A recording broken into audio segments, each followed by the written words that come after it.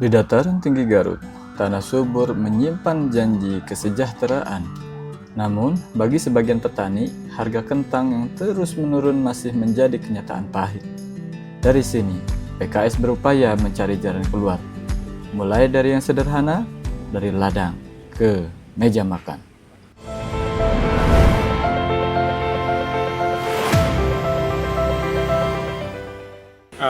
Kalau untuk harga kentang sih tergantung pasar.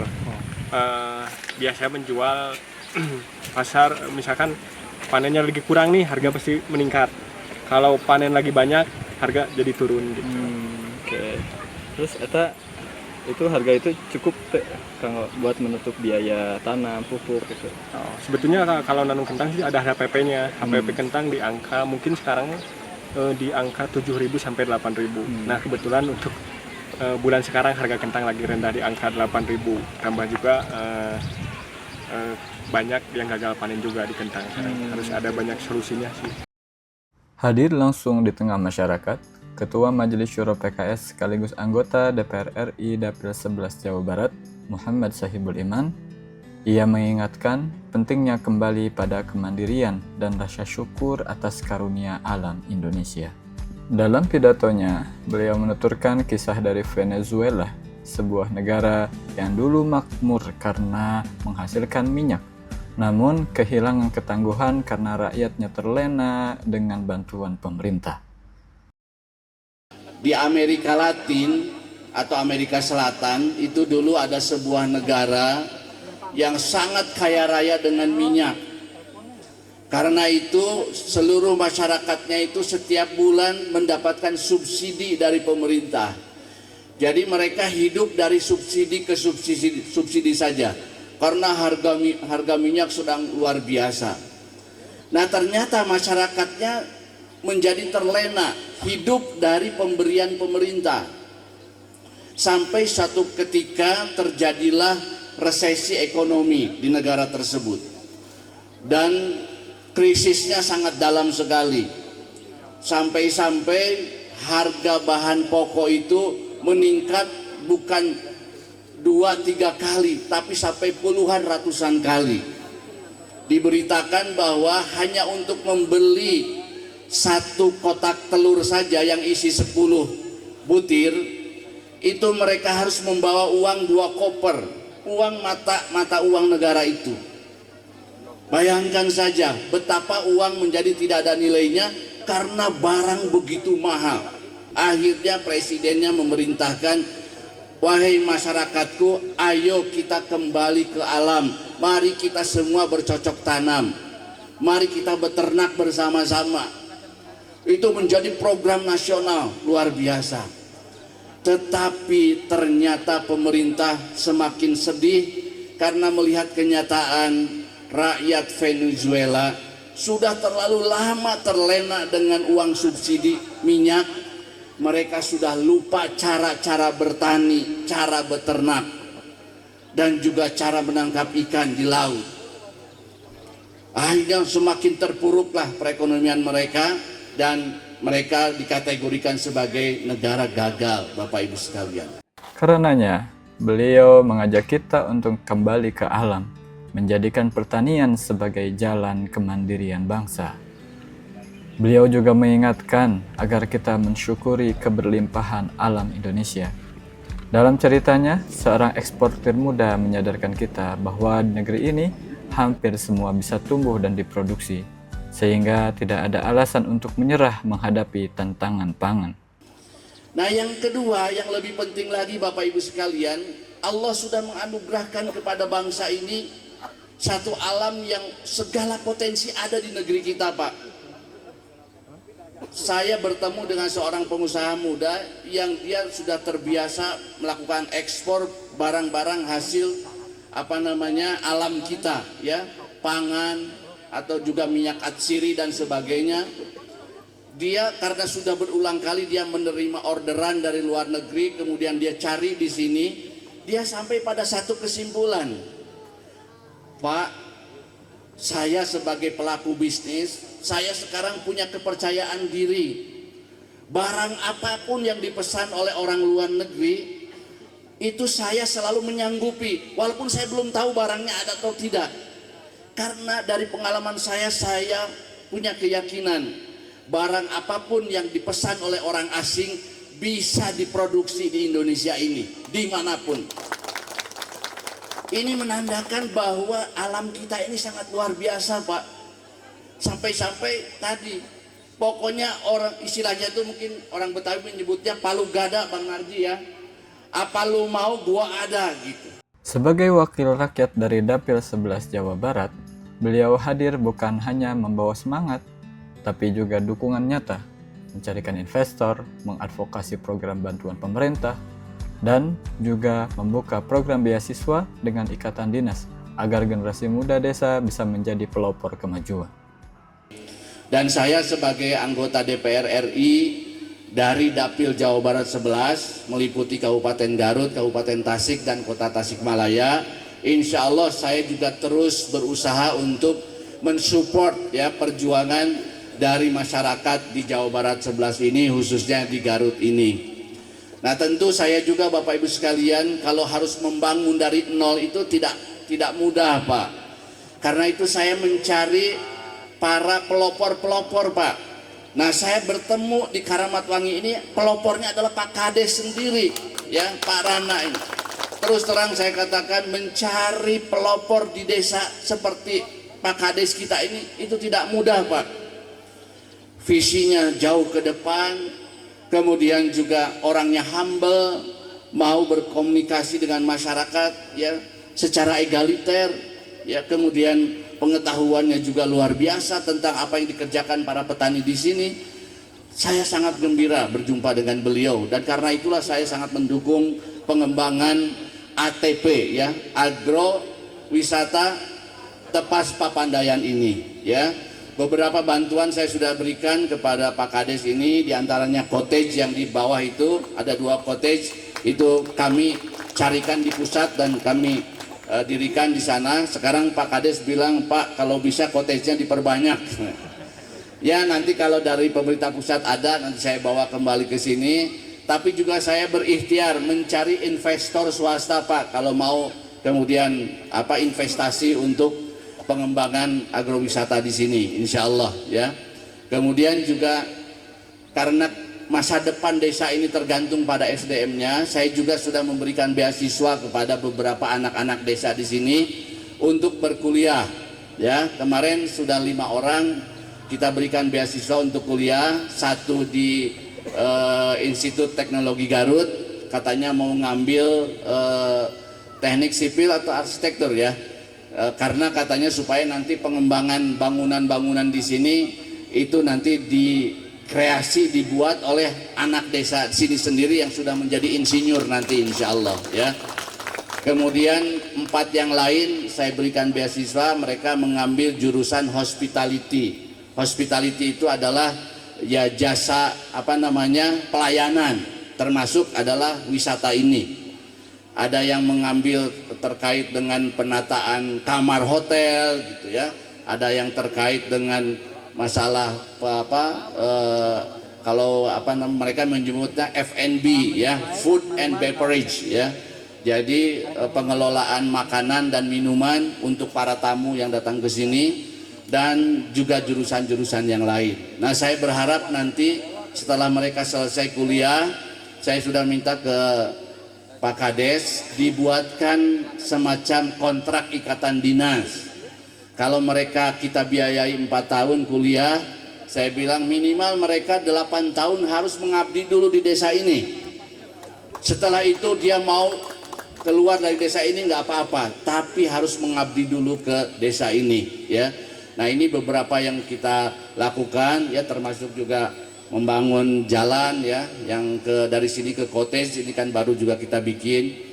Ini semuanya tiada lain adalah karena kecintaan saya sebagai perwakilan dari Jawa Barat 11 khususnya Garut untuk mengembangkan masyarakat Garut ini.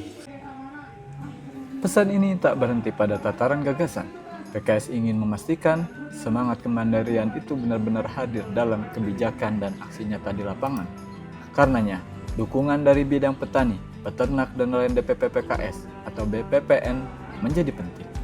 Mereka lah yang memastikan petani tak lagi sekadar objek pembangunan, namun menjadi subjek dan aktor utama perubahan.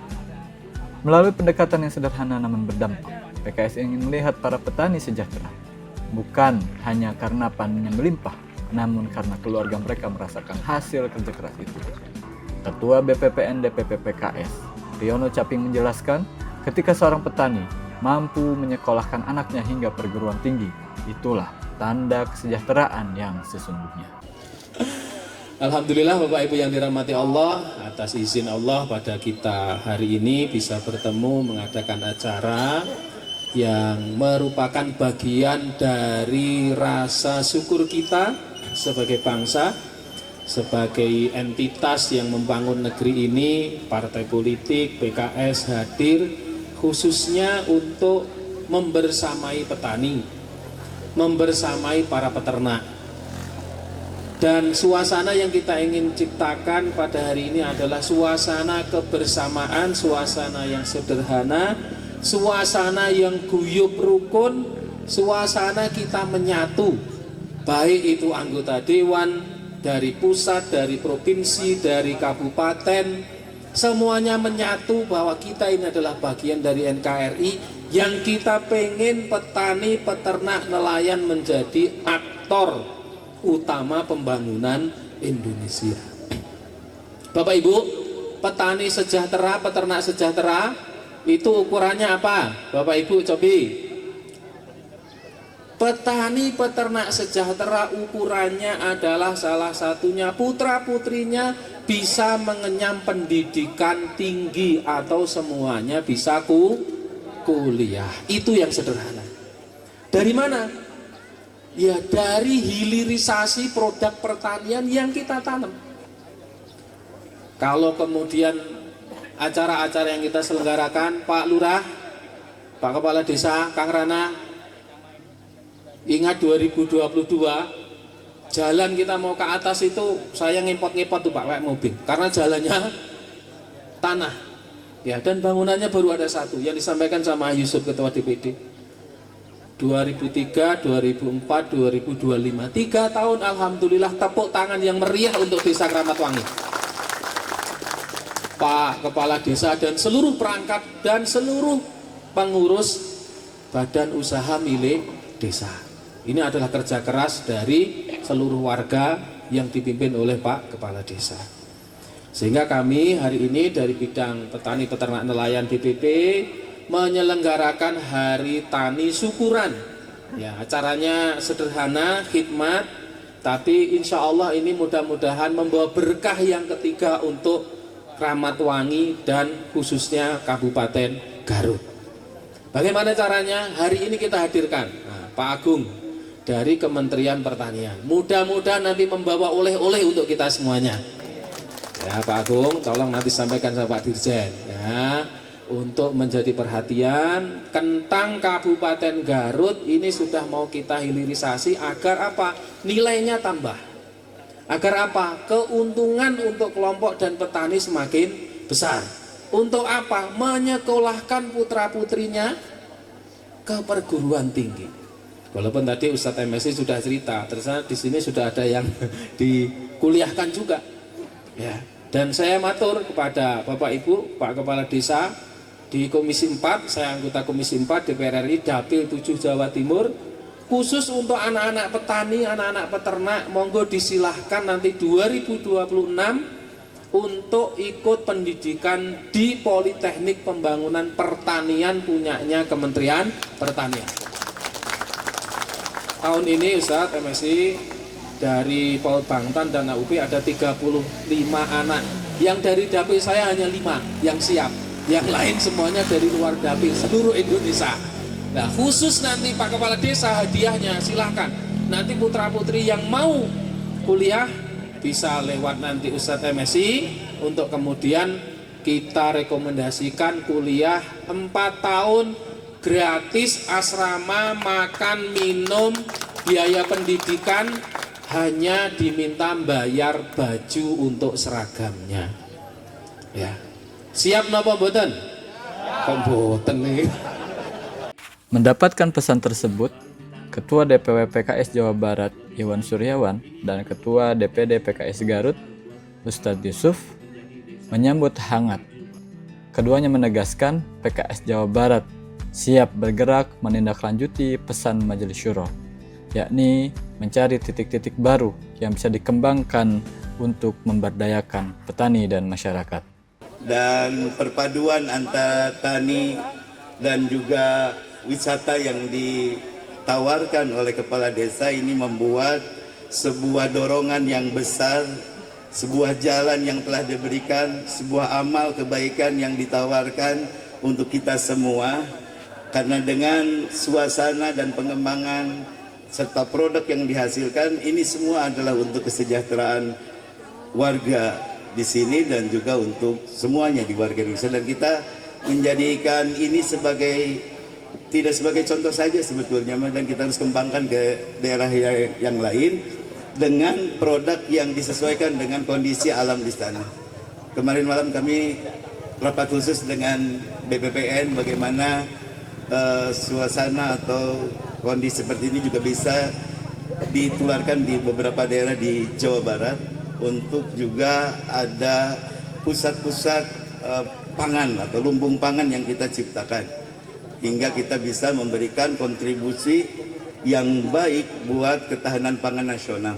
Mungkin tidak lagi kontribusi, besok udah lagi kontri genset atau kontri listrik ya, karena kontribusi cuma sekarang udah nggak laku, banyaknya udah pakai listrik. Insya Allah lebih banyak lagi kontribusi kita ke negara ini melalui berawal dari Garut ini, insya Allah. Jadi Bapak Ibu sekalian, alhamdulillah kita bersyukur bahwa keberkahannya kegiatan Genduri Pangan tahun 2022 sampai sekarang kita menyelenggarakan kegiatan Hari Tani yang kedua ini, tentunya ada perubahan yang sangat besar. Ini saya melihat bahwa mudah-mudahan ini adalah keberkahan daripada kegiatan-kegiatan DPP yang diselenggarakan di Kabupaten Garut. Kita kasih aplaus ya untuk kita semua. Kami sangat terhormat, sangat bangga dan berterima kasih kepada DPP PKS yang sudah memberikan kepercayaan tentunya menjadi tuan rumah kegiatan ini, dan kami berharap bahwa hadirnya para tokoh, para sesepuh, para pimpinan di DPP PKS di tempat kita di Kabupaten Garut, mudah-mudahan segala potensi yang kita miliki, yang kami miliki di Kabupaten Garut, terutama di sektor pertanian, ini adalah momentum untuk terus bertumbuh dan momentum untuk terus bisa dikembangkan. Karena ternyata dalam jangka waktu 4 tahun tempat ini, Pak Kades tadi mampu bisa merubah ya, yang tadinya cuma baru satu bangunan dulu itu ya, masih merintis, dan selama 4 tahun sampai hari ini kita sudah melihat keindahan dan kebermanfaatan untuk masyarakat, khususnya di Keramatwangi. Sebagai langkah nyata, pada kesempatan ini PKS bersama Kepala Desa Keramatwangi melakukan peletakan batu pertama Potatoes Corner, yang salah satu produknya adalah olahan kentang khas Garut yang dipanggang dan dibubuhi daging serta keju. Sederhana tapi penuh makna, hasil bumi yang naik kelas. PKS menanam kebaikan, menumbuhkan kesejahteraan.